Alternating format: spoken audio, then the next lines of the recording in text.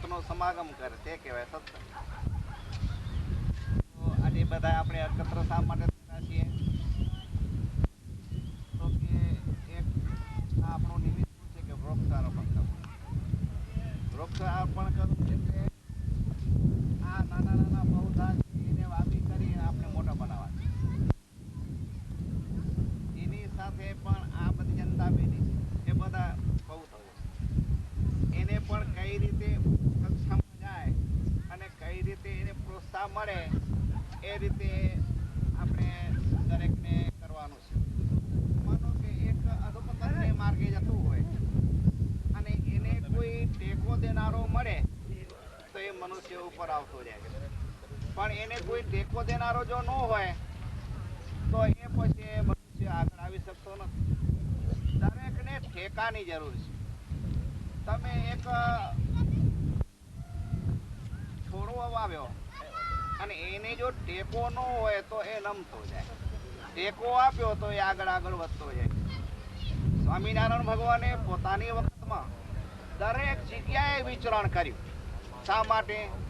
કે આ બધી પબ્લિક છે એ સંસ્કારી કેમ બને અને ભગવાનનું નામ લેતો કેમ થાય એ રીતે સ્વામિનારાયણ ભગવાન વડગામમાં ગયા.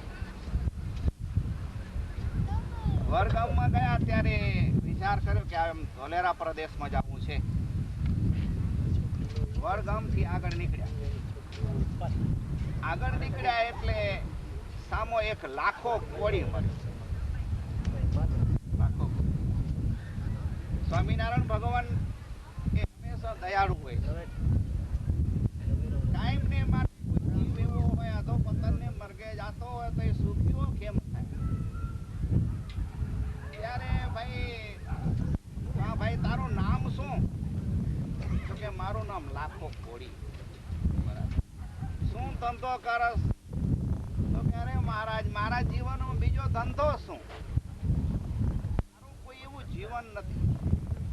તો કે આ સમુદ્ર પાસે છે એ માછલા પકડો છો અને આ મારી જે જોડી છે એમાં એ માછલા છે અને વસ્તીમાં જઈને વેચી આવું ને મારું ગુજરાન ચલાવું છું. તો હું તને કહું છું પાણીની પાસે તારી જોડી પોળી કર એટલે એક એક માછલું થઈ કે પાણીની અંદર વિચાર કરે છે. આમાં બધાય મરેલા જીવ હતા અને આ રીતે કેમ બને? ત્યારે એમ જાણ્યું કે આ કોઈ ઈશ્વર મૂર્તિ છે. ત્યારે એને શ્રદ્ધા બેઠી, મહારાજ હવે મારું શું? અમારા વચનથી હું આ મારો જે માર્ગ છે એ હું છોડી દઉં. હવે કઈ મારું શ્રેય થાય એવો કોઈ ઉપાય બતાવો. ત્યારે એમ કર તો ખેતીનું કામ કર, સિવાય કોઈ મજૂરી કર. પણ વાત સાચી મહારાજ મારે ઘેર તો ચાલો હવે તો કે મારે અહીંથી નીકળી જાવ. ભાઈ દિવસ આસમાનો સમય છે, આ સામે મોટો નદી છે અને સમુદ્ર છે, એનું બેનું મિલન થાય છે, એમાં એ રસ્તો નથી, તમે કઈ રીતે જઈ શકશો? તો કે મારે તો આ બાજુથી પેલે બાજુ ઉતરી જવું છે. તો વાત સાચી, વેચમાં તમે દુખિયા થઈ જાઓ તો શું? લાખે વિચાર કર્યો કે અરે હાથમાં આવેલું રતન આજે હું ખોઈ બેસ્યો છું. ગમે તે રીતે આ મને જો જાણ હત કે આવા મહાન પુરુષ છે તો હું મારે ઘરે મારા ગામમાં જઈ કરીને કેટલા મારા વર્ગના છે એને આ દર્શન કરાવત, એનું આત્માનું શ્રેય થાય. જ્યારે માનવ ક્યારે કહેવાય છે કે જન્મ માત્રથી માનવ કહેવાતો નથી, પણ માનવ ક્યારે કહેવાય કે એમાં સંસ્કાર. હીરો છે એ પથ્થર જ કહેવાય છે, બરાબર, પણ એ હીરો જ્યારે શરણે ચડાવે ત્યારે એમાં ચકચકાટ આવે અને ત્યારે એનું મૂલ્ય બને કે જેવો હીરો 25,000નો 50,000નો લાખ રૂપિયાનો હીરો બને, તેમ માનવ છે એમાં સંસ્કાર રૂપી શરણ ચડે તો એ દિવસે દિવસે એ આગળ વધતો જાય છે અને એ માનવ કહેવાય છે. જ્યાં સુધી માનવતાના ગુણ નથી આવ્યા ત્યાં સુધી માનવ કહેવાતો નથી. સંસ્કારે હીના પશુ બી સમાન, જેમાં સંસ્કાર નથી. માનો કે પેટ તો દરેક ભરે છે, શ્વાન ભરે છે, પશુઓ ભરે છે, પણ એમાં શું છે? માનુષોમાં તફાવત એટલી છે કે માણસમાં સંસ્કાર છે, આ કરવું, આ ન કરવું, આ સારું, આ ન શું, એમાં એ સંસ્કાર છે, એમાં બીજો કોઈ નથી. કોઈ વૈષ્ણવ ધર્મ કહે છે, કોઈ શૈવી ધર્મ કહે છે, કોઈ સ્વામિનારાયણ ધર્મ કહે છે, ધર્મ કઈ ઉપરથી આવ્યો નથી. ધર્મ કેને કહેવાય કે આ કરવું, આ ન કરવું, આ ખાવું, આ ન ખાવું, આ પીવું, આ ન પીવું, આ રીતે દરેકમાં ધર્મ જ તો હોય છે. મનુષ્ય ઓળખી શકતો નથી, એટલે એ મનુષ્ય અધોપતનને માર્ગે ચાલ્યો જાય છે. તો એ રીતે આપણે સંસ્કારમાં જરૂર છે કે મનમાં કોઈ પણ સંતનો સમાગમ થાય કે આવા ભગવાનનો ભક્તો કોઈ સજ્જન હોય એનો સમાગમ થાય તો આપણા હૃદયમાં સંસ્કાર આવે. માનો એક બાળક છે, તો નાખો તો ઉચ્ચ કક્ષામાં જાય છે, એના સંસ્કાર ન હોય તો પછી એ બાળક છે અધોપતનને માર્ગે જાય છે. તેવી રીતે દરેકમાં સંસ્કાર છે. જગતનો માલિકદેવ સ્વામિનારાયણ ભગવાન ગામડે ગામડે ઠેક ઠેકાણે દરેક જગ્યાએ કોઈ એને જોયું નહોતું. મુસલમાન હોય તો એને જ્ઞાનનો ઉપદેશ કરે. દરેક જગ્યાએ ઠેક ઠેકાણે મુસલમાન પણ સ્વામિનારાયણ ભગવાનનો આશ્રય કરેલો હતો. એમાં કેટલાય વિક્ષેપો આપે. જેને જેને વિશે નિષ્ઠા બંધાઈ જાય છે એ નિષ્ઠા કોઈ દિવસ માનવ છોડતો નથી. અને એનું નામ રોસો હતો, અમદાવાદના હતા. લોકોએ ઠરાવ કર્યો મુસલમાને કે આપણે આ સ્વામિનારાયણ ધર્મ મેલી દે, અને ના મેલે તો આપણે એને જીવતો દફનાવી દેવો, નખો તને સજા આપશે. છોકરાઓએ સમજાવે કે ના, મને જે વસ્તુ મળી છે એ મારા જીવનમાં એ કોઈ દિવસ છોડવાનો નથી, ગમે તે થાય. ત્યારે એ લોકોએ ઠરાવ કર્યો કે આપણે દફનાવી દો દોસાને. છેલ્લી બાકી દફનાવી દીધો. માથે બધા લોકો, મોટા મોટા મુસલમાન લોકો ભેગા થઈ કરીને બધું આ ક્રિયા કરી.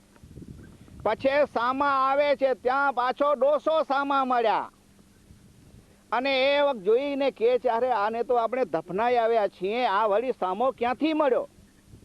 ભાઈ તું હું તો અહીં જ છું, વિચાર કરે આપણે કેને દફનાવ્યો? જ્યાં અગ્રેસર મુસલમાન હતો ને એના પિતા મેં બેઠવા સૂતો એ લો. સ્વામિનારાયણ ભગવાનનો ધ્યેય એ જ હતો કે આ જનતા સુખી કેમ થાય અને સંસ્કારિત કેમ મને. જોબન પગી, તખો પગી, એ મોટા મોટા બધા પગીઓ હતા હો. એને સ્વામિનારાયણ ભગવાન સારામાં સારા સંસ્કાર આપ્યા કે ચોરીનું મોટું મોટું કામ કરતા હતા, છતાં એ બધી જ વસ્તુ છોડી દીધી. છેલ્લી વાર એવા સંસ્કાર આપ્યા કે એક દાંતણ જેવી વસ્તુ લેવાઈ જાય ને તો એ જગતનો માલિક દેવ સ્વામિનારાયણ ભગવાનની પાસે આવી કરીને પૂછે કે મારાથી રજા વિના દાંતણ લેવાનું છે. ત્યારે એ વખતે માલિક સ્વામિનારાયણ ભગવાન છે કે વાત સાચી છે, હવે બીજી વાર નહીં કરવાનું.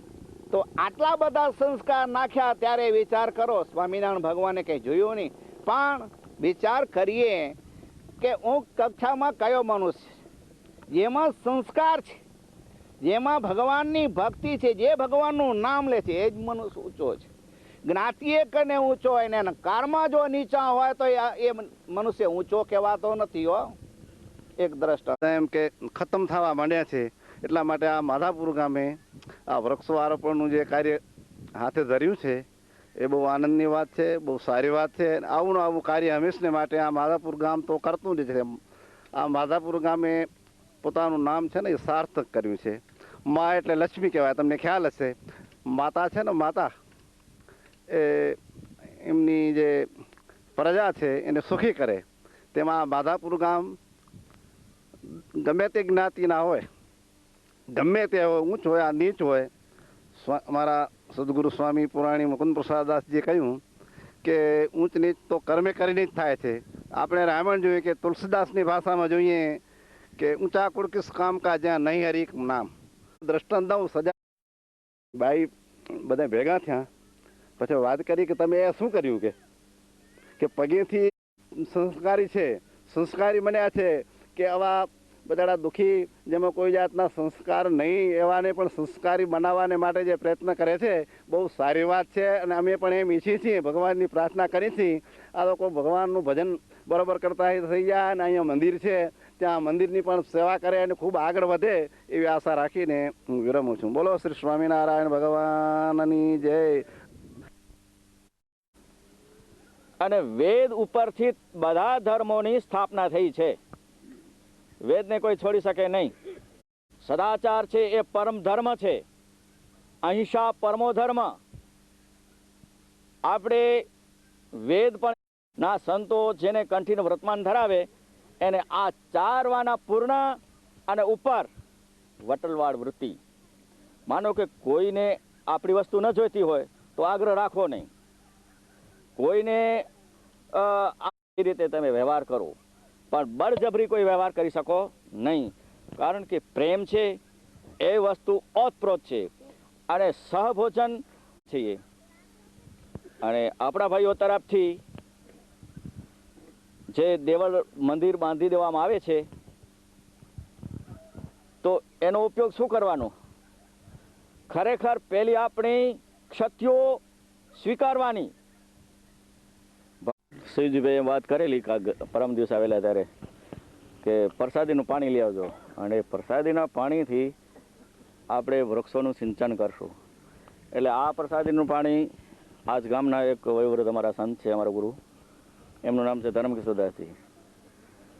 તે સારા ભારતમાં જેટલા તીર્થ છે, હિમાલયના કે આ બાજુ રામેશ્વર, પૂર્વમાં જગન્નાથપુરી, પશ્ચિમમાં દ્વારકા, તે દરમિયાન જેટલા તીર્થ છે, કોઈ પણ નાના મોટા તમામનો તીર્થ પાણીનો એને સંગ્રહ કરેલો છે. સિવાય કે ખુદ સ્વામિનારાયણ ભગવાનના હયાતીમાં એને પીધેલું પાણી આજે પરંપરાગત ચાલ્યું આવે છે તે. અને સ્વામિનારાયણ ભગવાનને ખુદ દેવ પધરાવેલા નરનારાયણ દેવ, એનું પણ પ્રસાદીનું પાણી મિશ્રિત છે. એટલે એ પાણી પણ અહીં સંત લાવેલા છે. એ પાણીથી જ આ વૃક્ષોનું જીવન જીવશે. એટલે આ વૃક્ષ છે એ બધા તીર્થરૂપ બની જાય અને આપ સૌ કોઈએ એનો દિન પ્રતિદિન વધારે ને વધારે લાભ ઉઠાવો એવી અમારી અપેક્ષા છે. સહદાન સ્વામી.